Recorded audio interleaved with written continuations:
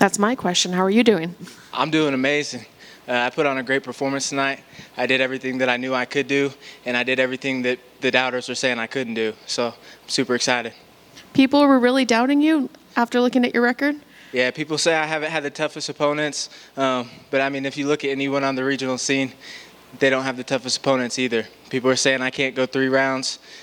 I proved that I don't necessarily have to, but I do train in Denver, and I can go 3 rounds with anybody in the world. So I'm just excited to be here, excited to do what I did, and yeah, that's it. And I'm sure for your UFC debut, getting a first-round finish is ideally what you would want. Anybody would want that. So this question may sound weird, but you said people were doubting that you can go 3 rounds. Is there a part of you that wants to prove that at some point? Maybe not right away, but... Hey, I don't want to fight 3 rounds, but I know that there's people in the world that can push me to go 3 rounds. So I'll keep taking the first rounders. I'll try to finish in the first round always, but I just want people to know I'm going to stick around that whole fight, the whole 15 minutes. Is there somebody that you're looking at maybe in the top 15 that you feel like would push you to 3 rounds, or... Man, at 145, any of those guys in the top 15, they're dogs. They're tough. So not any specific person. I'm still young, so those guys will definitely push me. I'm still young in the sport. But once I get 2-3 years from now and a little more experience under my belt, I think I can do the same thing to people in the top 15, you know. And I know you weren't in there very long, but did you have any thoughts on your opponent or any of that moments before your finish? Like during the fight? He was doing a really good job keeping my posture down. You could tell he did his research on kind of my ground and pound. I didn't really try to pass in the first round to a different position like I do most of my fights. I was content holding guard. I could feel him getting more tired than me. I could hear his breathing. So I just wanted to keep punching him in his body, look for shots when I could find him. And then Coach Montoya told me to stop punching and use my elbows. And I'm probably elbow one of the hardest in the division.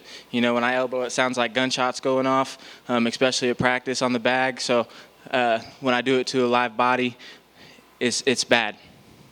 And I know you made a little bit of a plea for that $50K bonus. Can you tell us what you would use that for exactly, what it would mean for your life? Yeah, so right now I live in an RV. I actually live right outside Factory X in Denver, so I live right there. Also, I want to have a family. I've always wanted to be a dad, and so that's a big thing for me.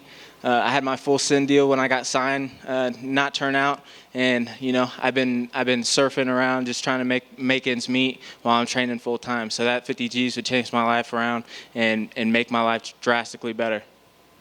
And who would you like to fight next, or when would you like to fight next? I would like to fight November, December.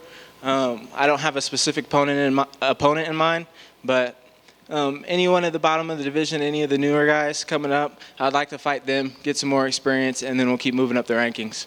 Is that Dan Argueta fight something you'd like, or are you past that? Oh, I mean, I would take that fight. I know he's sticking around at 35. We might try to go 35. It's just a big cut for me, and I've been cutting weight since I was like 8 years old. So like, if I can fight at 45, I can stick around here, and then probably when I break in the top 15, we might look at going 135. What were you doing at 8 years old that you were cutting weight? I was wrestling on the national scene. We were traveling every weekend ever since I was a little kid.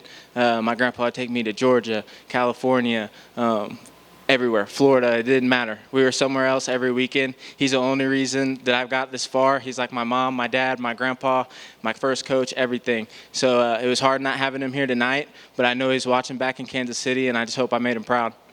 Thank you. Isaac, over here. Yes, sir. Congratulations on that great performance. What message did you think that performance sent out to the rest of the 45ers? It showed that everything that I've done up to this point hasn't been a fluke. It hasn't been a joke. I'm here. I'm ready to fight the best in the world, and I am one of the best in the world.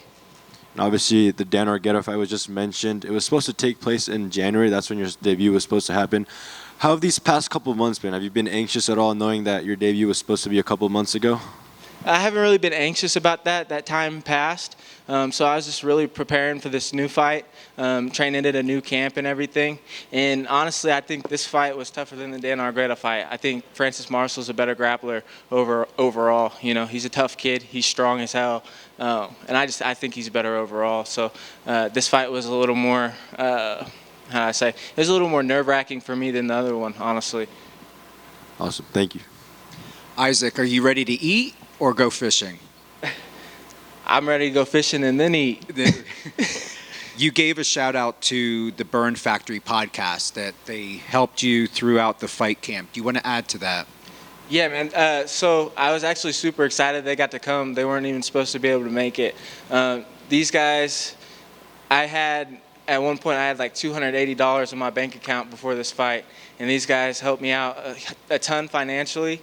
And then not only that, they've been there supporting me like every week. They're messaging me, asking me how I'm doing, asking how my camp's going.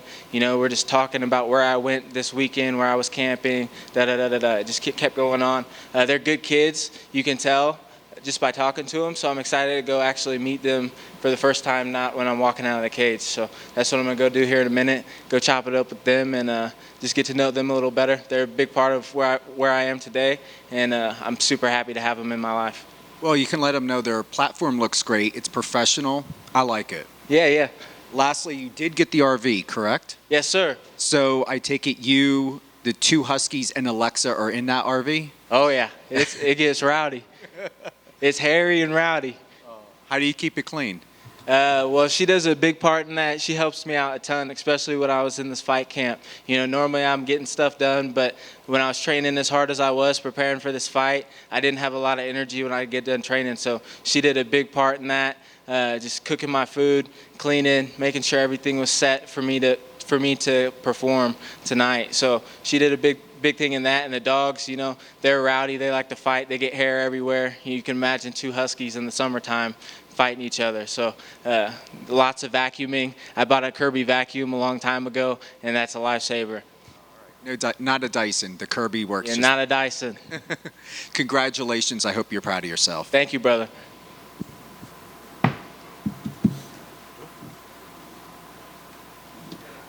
Good?